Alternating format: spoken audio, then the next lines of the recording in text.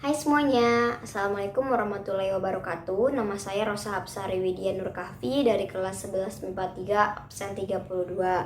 Pada kesempatan kali ini saya ingin memberitahu kepada kalian semua mengenai tulang-tulang yang ada di dalam tubuh manusia dan tulang-tulang yang menyusun rangka tubuh manusia. Nah, rangka tubuh manusia itu dibagi menjadi dua bagian.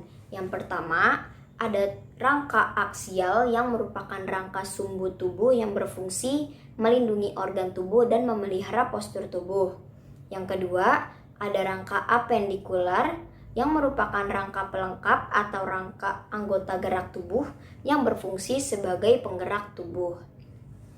Nah, rangka aksial sendiri mempunyai 80 buah tulang yang meliputi tulang tengkorak, tulang telinga bagian dalam, tulang belakang, tulang rusuk, serta tulang dada.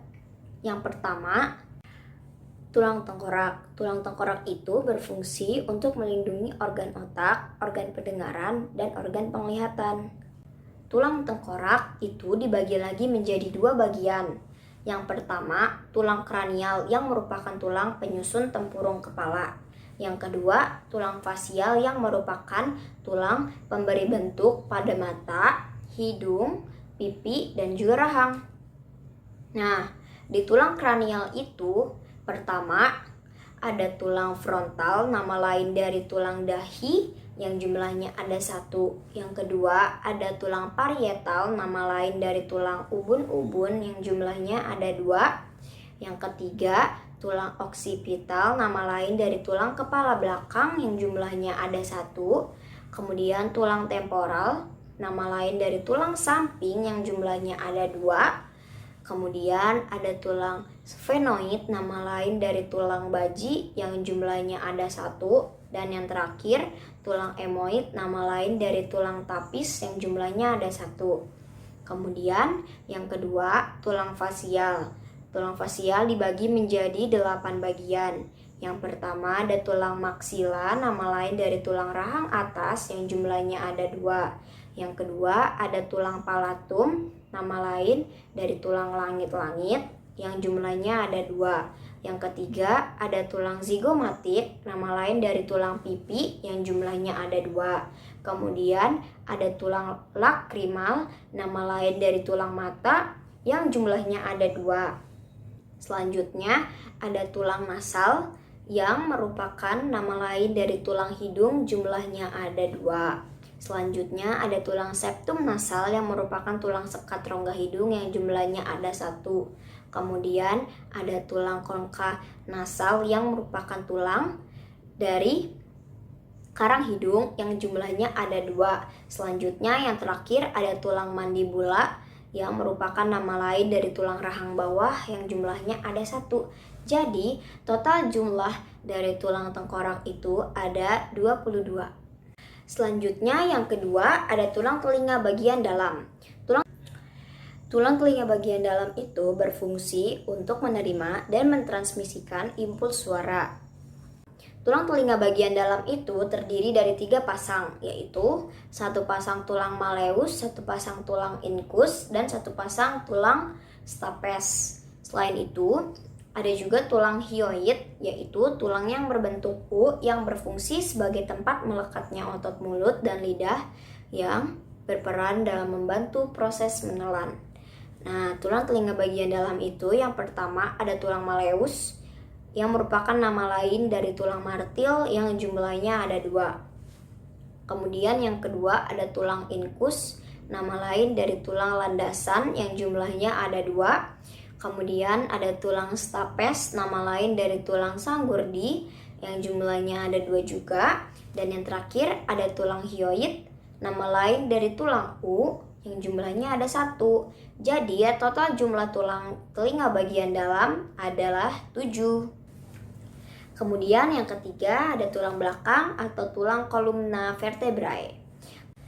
Tulang belakang itu mempunyai beberapa fungsi. Yang pertama, menopang kepala dan bagian tubuh lainnya. Yang kedua, tulang belakang itu berfungsi untuk melindungi organ bagian dalam tubuh. Yang ketiga, tulang belakang itu berfungsi sebagai tempat melekatnya tulang rusuk. Dan yang terakhir, tulang belakang berfungsi untuk menentukan sikap tubuh. Tulang belakang tersusun atas 26 ruas dan masing-masingnya itu dihubungi oleh tulang rawan fibrosa yang memungkinkan tulang untuk membungkuk atau tegak. Nah, tulang belakang itu yang pertama ada tulang serviks atau tulang leher yang memiliki nama sebutan C1 sampai C7 berjumlah sebanyak 7 ruas. Yang kedua ada tulang toraks atau tulang punggung yang memiliki nama sebutan T1 sampai T12 berjumlah sebanyak 12 ruas. Kemudian ada tulang lumbar atau tulang pinggang yang memiliki nama sebutan L1 sampai L5 berjumlah sebanyak 5 ruas. Kemudian ada tulang sakral atau tulang kelangkang yang memiliki nama sebutan S1 sampai S5 berjumlah sebanyak 1 ruas. Pada bayi terdapat sebanyak 5 ruas yang pada saat dewasa akan berfusi menjadi satu. Yang terakhir ada tulang koksigis atau tulang ekor, tidak mempunyai nama sebutan, berjumlah sebanyak 1 ruas. Pada bayi terdapat 4 ruas, tetapi pada saat dewasa akan berfusi menjadi satu. Jadi jumlah tulang belakang itu ada 26 tulang. Selanjutnya yang keempat ada tulang dada atau sternum dan tulang rusuk atau kosta. Tulang rusuk dan dada itu berfungsi untuk melindungi paru-paru dan jantung. Nah, nama tulang rusuk dan dada yang pertama itu ada sternum atau tulang dada yang jumlahnya ada 1. Yang kedua ada tulang costa vera atau tulang rusuk sejati yang jumlahnya ada 7 pasang atau 14 tulang. Kemudian ada tulang costa spuria, nama lain dari tulang rusuk palsu yang jumlahnya ada 3 pasang atau 6 tulang. Kemudian yang terakhir ada tulang costa fluitantes, nama lain dari tulang rusuk melayang yang jumlahnya ada 2 pasang atau 4 tulang. Jadi jumlah tulang rusuk dan dada itu ada 25 tulang. Kemudian selanjutnya masuk ke rangka tubuh manusia yang kedua, yaitu rangka apendikuler. Rangka apendikuler itu merupakan rangka pelengkap atau rangka anggota gerak tubuh.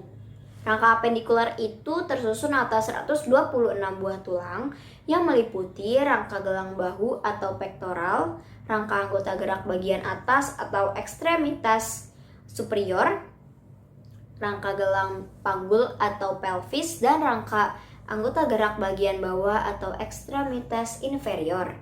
Pada rangka pektoral atau gelang bahu itu terdapat 2 tulang. Yang pertama ada tulang clavikula, nama lain dari tulang selangka yang jumlahnya ada 2. Yang kedua ada tulang scapula, nama lain dari tulang belikat yang jumlahnya juga ada 2. Jadi jumlah tulang pada rangka pektoral itu ada 4 tulang. Selanjutnya pada rangka ekstremitas superior atau rangka anggota gerak bagian atas terdapat 6 tulang.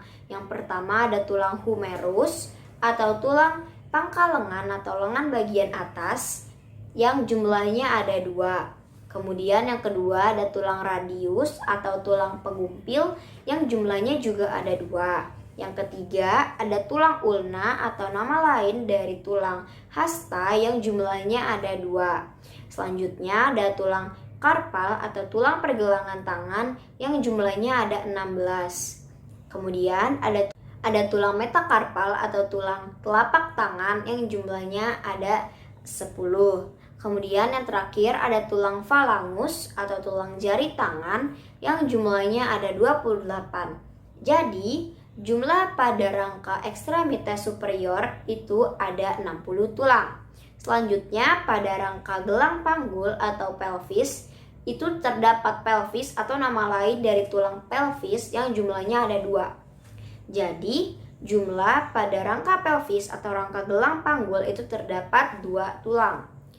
Kemudian selanjutnya pada rangka ekstremitas inferior atau rangka anggota gerak tubuh bagian bawah tersusun atas 7 tulang. Yang pertama ada tulang femur atau tulang paha yang jumlahnya ada 2. Yang kedua ada tulang tibia atau tulang kering yang jumlahnya ada 2. Yang ketiga ada tulang fibula atau tulang betis yang jumlahnya ada 2. Kemudian ada tulang patella atau tulang tempurung lutut yang jumlahnya ada 2. Ada tulang tarsal atau tulang pergelangan kaki yang jumlahnya ada 14. Kemudian ada tulang metatarsal atau tulang telapak kaki yang jumlahnya ada 10. Dan kemudian ada tulang falangus atau tulang jari kaki yang jumlahnya ada 28.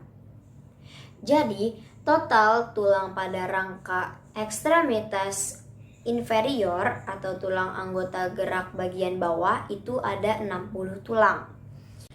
Nah, maka total tulang apendikuler terdapat sebanyak 126 tulang.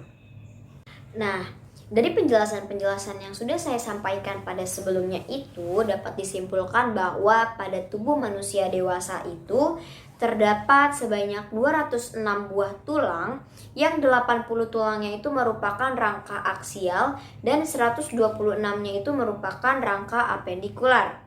Dan masing-masing dari mereka itu mempunyai fungsinya masing-masing yang saling berkaitan sehingga mereka bekerja bersama-sama di dalam tubuh seorang manusia yang membuat seorang manusia itu dapat bekerja secara normal, dapat beraktivitas secara normal. Nah, segitu saja penjelasan saya untuk kesempatan kali ini. Mohon maaf bila ada salah perkataan. Assalamualaikum warahmatullahi wabarakatuh. Dadah.